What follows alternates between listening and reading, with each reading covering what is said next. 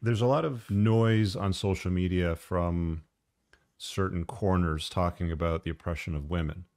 Women today are oppressed. The patriarchy is evil. Stuff like that. Okay, Lori's shaking her head. That's a no. No, Okay, it's definitely a I don't no. believe Okay. that. No, Okay. Why? I don't believe that women are oppressed in our today's society whatsoever. If anything, we probably have an advantage. What sorts of advantages do women have that men don't have? Um, well, there's quotas to hire women, number Right. one. So I really believe, and also men, I feel in this day and age have a major disadvantage because of this talk of the patriarchy and dominance and whatnot. And I really celebrate men. I believe men built this country. They invented things. They're the ones that created the laws. I have a lot of respect for men. I definitely believe that men are the prize in our society. 100%. I'm not a feminist whatsoever. Okay. Not at all. And I think that women have sometimes an unfair advantage, even just to get a job Okay. because they're a woman. All right. Ellen, do you have any thoughts on that? I guess to kind of like go off of that, I know I've seen somewhere like recently that like when it comes to men and women in their 20s, from like what it is right now, women are actually making a slight bit more than men in their 20s. Yeah, they're more educated and they make more money. So, this whole, like men make more than women, I think we're starting to get past that now. And that claim is kind of outdated currently. It's Um, still out there. There's still a lot of people making that noise, though. yeah, I mean, there's still a lot of people making that noise, but from what I see among my peers that Hmm. are also in their 20s, I don't quite think that's accurate now in Got it. 2024. What's the um, what's the vibe like in Switzerland, Anna? You know, when it comes to the notion that women are oppressed, the patriarchy is evil. Oh, Is that a thing in so, Switzerland, or no, not at all. They are pretty cool here, but Swiss people are very they are not into that kind of relationship. Like women here, Swiss women are not that feminine. How can I say? They're very cool. They have a lot of freedom in a relationship. Hmm. So They have a lot of freedom? yeah. Okay. So like how I describe that? Are you in the It's German part? Or are you in the French part? Or in the German part. German? Okay, so it's mostly German speaking where you live. Yeah. Okay. German women are a little more robust, I think, is the way to put it. Yeah. All right. Yeah. Okay, that makes sense. What about the notion of shaming? I put this out on Twitter, last week where I was saying that shaming actually works.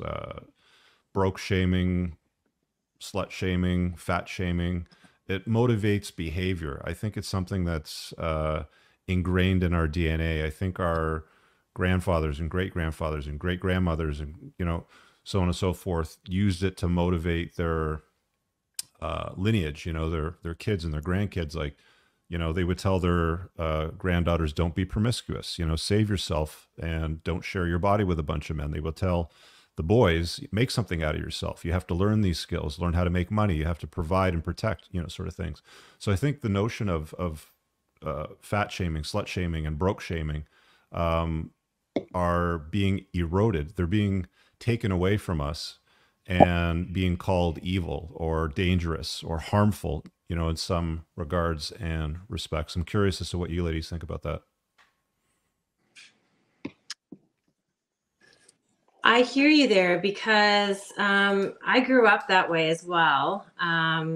We were definitely told not to become overweight. You want to be successful in life and be smart and carry yourself a certain way, present yourself a certain way. And I do agree with you there with the shaming part of it. It does change people. I really believe that What do you think, Ellen? to do better. I mean, it's hard to hear sometimes the feedback, but at the same time, it's like, how else are you going to be signaled in order to know that you have to grow? You know? Is shaming still a thing in Switzerland, Anna? I think shaming is everywhere. I think, and also since social media grow that fast, people are shaming without shame. Like they don't feel nothing. Like they be rude on the internet, commenting with fake accounts, just to I don't know why people do that actually. So going off on someone just because it looks different. So Right. So I mean, here's the clip that I wanted to reference. Just 30 seconds long. It's just these girls talking about. We're fat girls. Of course we're gonna ask for a table instead of a booth. We're fat girls. Of course I ordered enough to have leftovers. We're fat girls. Of course I'm learning to honor my hunger cues. We're fat girls. Of course we save some for later. We're fat girls. Of course we take up space. Sorry, not sorry. We're fat girls. Of course we're unlearning generational fat phobia. We're fat girls. We're worthy exactly as we are. Now, internet gave people so much power. well, it's it's empowered women to broadcast themselves. Like there's no gatekeepers. Like it's a permissionless environment. Anybody can upload a video, say what they want. They can write a book and publish it, and upload it to Amazon without anybody's permission. But now we've got this acceptance movement of normalizing what I would call dangerous health issues, mediocrity. You know what I'm saying? Like, I'm just curious as to what you ladies think about stuff like that. I believe there's an epidemic of extreme obesity. It's the way our lifestyles are being led here in the West, especially with fast food, easy living, desk jobs. We are not living the way humans should be living. I've never seen, you don't see that back in the 1950s and 60s where people were overweight like that. So I believe a lot of these women who are extremely obese are now trying to, and with the media as well, empowering themselves by saying it's beautiful, it's sexy, and it's not Well, at we have all. corporations accommodating it. We've seen airlines. I think it was Southwest recently in the last month that said that they're going to give an extra seat to essentially morbidly obese That's women. actually always been a thing. That's terrible. I'm 6'2", and they've Southwest. So okay, but I'm tall. Like I'm 6'2", and I've never been offered extra leg room. Right? Yeah. I have to pay for business class, but that's not something that I can control. That's how I was born. You can control your weight, and they're giving people that are unable to control their weight extra seating. And look at what the airlines used to be like back in, when they first started. They were like lounge chairs back in the day, and we've been sardined into these cans to make more money. And now we're kind of going in the reverse where we can just give up a free seat to an obese person, and a person who actually paid for the seat next to them gets kicked off. That's not right. Well, this is why it's so laughable for people to think we don't live in a gynocentric social order, for people to think that we still live in some sort of patriarchal, male-dominated society. Yeah. Because the people that are championing these movements, fat acceptance, the alphabet army movement, they're all women.